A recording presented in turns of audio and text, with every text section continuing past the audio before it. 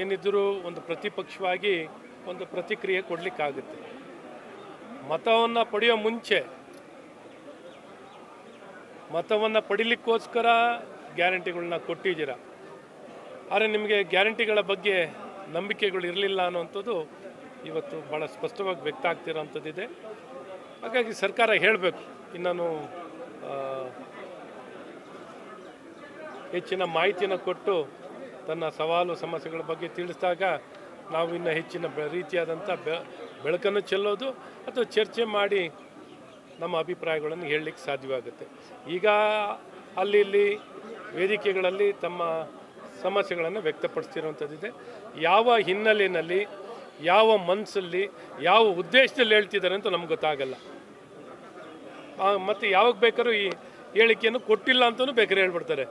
ಕೊಟ್ಟಿಲ್ಲ, ನಿಮ್ಗೆ ಯಾರು ಹೇಳಿದ್ರು, ಏನೋ ಒಂದು ದೃಷ್ಟಿಕೋನದಲ್ಲಿ ಹೇಳಿದ್ದು ಅನ್ನೋವಂಥದ್ದನ್ನ ಹೇಳ್ತಾರೆ. ಹಾಗಾಗಿ ಭಾಳ ಸ್ಪಷ್ಟವಾಗಿ ತನ್ನ ನಿಲುವನ್ನು ಕಾಂಗ್ರೆಸ್ ಸರ್ಕಾರ ತಿಳಿಸಿದ್ರೆ ಆಗ ನಾವು ಸ್ಪಷ್ಟವಾಗಿ ತಿಳಿಸ್ಲಿಕ್ಕೆ ಸಾಧ್ಯವಾಗುತ್ತೆ. ಈ ಉದ್ಯೋಗಾಕಾಂಕ್ಷಿಗಳ ವಿಚಾರ ಸರ್, 1 ವಾರ ಗಡುವು ಕೊಟ್ಟಿದ್ದಾರೆ. BJP ನಾಯಕರು ಸೇರಿದಂತೆ ಅಲ್ಲೇ ವಿದ್ಯಾರ್ಥಿಗಳು ಕೂಡ.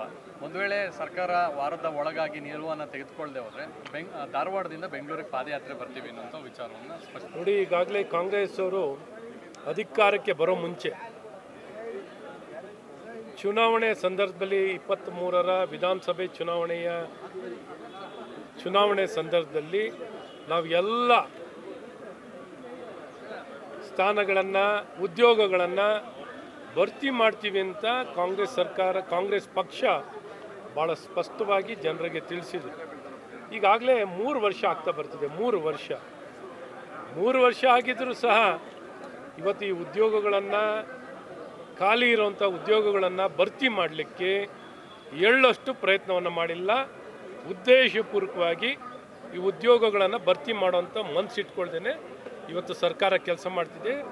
ಈ ನಿರುದ್ಯೋಗಿಗಳಿಗೆ, ಯುವಕರಿಗೆ ಕಾಂಗ್ರೆಸ್ ಸರ್ಕಾರ ಅನ್ಯಾಯವನ್ನು ಮಾಡ್ತಿದ್ದಾರೆ. ಅವ್ರಿಗೂ ಕಾದು ಸಾಕಾಗಿ ಅವರ ತಾಳ್ಮೆ ಮೀರಿ ಇವತ್ತು ಸರ್ಕಾರವನ್ನು ಹೋರಾಟದ ಮೂಲಕ, ತಮ್ಮ ಪ್ರತಿಭಟನೆಯ ಮೂಲಕ ಸರ್ಕಾರಕ್ಕೆ ಎಚ್ಚರಿಕೆಯನ್ನು ಕೊಟ್ಟಿದ್ದಾರೆ. ಸರ್ಕಾರ ಇದಕ್ಕೆ ಸ್ಪಂದಿಸಿ ತಕ್ಷಣ ಕ್ರಮವನ್ನು ವಹಿಸಿ ಎಲ್ಲ ಖಾಲಿ ಇರುವಂಥ ಉದ್ಯೋಗಗಳನ್ನು ಭರ್ತಿ ಮಾಡೋಂಥ ಕೆಲಸಗಳನ್ನು ಮಾಡಬೇಕು ಅಂತನ್ನೋದು ನಮ್ಮ ಒತ್ತಾಯ ಕೂಡ ಇದೆ. ಹಾಗಾಗಿ ಅವರ ಬೇಡಿಕೆ, ಈ ನಿರುದ್ಯೋಗಿ ಯುವಕರ ಬೇಡಿಕೆ ಸರಿಯಾಗಿದೆ.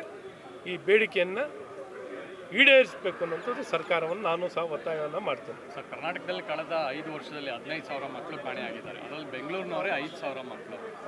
ಸೊ ಅಂದರೆ ಮಕ್ಕಳ ಒಂದು ಕಳ್ಳತನ ಅಥವಾ ಈ ಥರದ ಪ್ರಕರಣಗಳು ಜಾಸ್ತಿ ಆಗ್ತಾ ಇದೆ ದಿನದಿಂದ. ಖಂಡಿತ ಇದ್ರ ಬಗ್ಗೆ ಹ್ಯೂಮನ್ ಟ್ರಾಫಿಕಿಂಗ್ ಬಗ್ಗೆ ಈ ಮಕ್ಕಳು ಮಿಸ್ಸಿಂಗ್ ಆಗಿರೋದು, ಕಳೆದು ಹೋಗಿರುವಂಥದ್ದು ನಿಜಕ್ಕೂ ದುಃಖಕರವಾಗಿರುವಂಥದ್ದು. ಎಲ್ಲ ಒಂದು ಕಡೆ ಸರ್ಕಾರ ಇದನ್ನು ಗಮನದಲ್ಲಿಟ್ಕೊಂಡು ಸೂಕ್ಷ್ಮವಾಗಿ ಇದಕ್ಕೆ ಸೂಕ್ಷ್ಮತೆಯನ್ನು ಇಟ್ಕೊಂಡು ಇದಕ್ಕೆ ಕ್ರಮ ವಹಿಸಿ ಇವ್ರನ್ನ ಪತ್ತೆ ಹಚ್ಚುವಂಥದ್ದು, ಇದರ ಹಿಂದೆ ಇರುವಂಥ ಜಾಲಗಳೇನು, ಯಾವ ಉದ್ದೇಶದಲ್ಲಿ ಈ ಮಕ್ಕಳುಗಳು ಕಳವಾಗಿದ್ದಾರೆ ಅಥವಾ ಮಿಸ್ಸಿಂಗ್ ಆಗಿದ್ದಾರೆ ಅನ್ನೋಂಥದ್ದನ್ನ ಗೃಹ ಇಲಾಖೆಯವರು ಪತ್ತೆ ಹಚ್ಚುವಂಥದ್ದಾಗಬೇಕು, ವರದಿ ಕೊಡುವಂಥದ್ದಾಗಬೇಕು. 15,000 ಜನ ಮಿಸ್ಸಿಂಗ್ ಏನಾಗಿದ್ದಾರೋ ಈ ವಿಚಾರದಲ್ಲಿ ಸಂಪೂರ್ಣವಾದಂಥ ಮಾಹಿತಿಯನ್ನು ಸರ್ಕಾರ ಒದಗಿಸ್ಬೇಕು ಅಂತಲೂ ಒತ್ತಾಯವನ್ನು ಮಾಡಿ ಇದಕ್ಕೆ ಬೇಕಾಗಿರುವಂಥ ತಡೆಗಟ್ಟಲಿಕ್ಕೆ ಬೇಕಾಗಿರುವಂಥ ಕ್ರಮವನ್ನು ವಹಿಸಿ ಅಂತ ನಾನು ಕಾಂಗ್ರೆಸ್ ಸರ್ಕಾರವನ್ನು ಒತ್ತಾಯವನ್ನು ಮಾಡ್ತೀನಿ. ಸರ್, ಅಕ್ರಮ ಬಾಂಗ್ಲಾ ವಲಸಿಗರು ನಿನ್ನೆ ಅವ್ರ ಮೇಲೆ ದಾಳಿ ಮಾಡಿ 4 ಕಡೆ ದಾಳಿ ಮಾಡಿ ಅವ್ರನ್ನ 40ಕ್ಕೂ ಹೆಚ್ಚು ಜನರನ್ನು ಪೊಲೀಸರಿಗೆ ವಶಪಡಿಸ್ಕೊಂಡಿದ್ದಾರೆ. ಒಳ್ಳೆಯದು. ಬರೀ ಇದು ಮೇಲ್ನೋಟಕ್ಕಾಗುವಂಥದ್ದು ಆಗಬಾರ್ದು. ನಮ್ಮ ರಾಜ್ಯದಲ್ಲಿ 25 ಲಕ್ಷಕ್ಕಿಂತ ಹೆಚ್ಚು ಜನ ಇದ್ದಾರೆ. 25 ಲಕ್ಷಕ್ಕಿಂತ ಹೆಚ್ಚು ಜನ ಬಾಂಗ್ಲಾದೇಶದವರು ನಮ್ಮ ರಾಜ್ಯದಲ್ಲಿ ವಾಸವನ್ನು ಮಾಡ್ತಾ ಇದ್ದಾರೆ.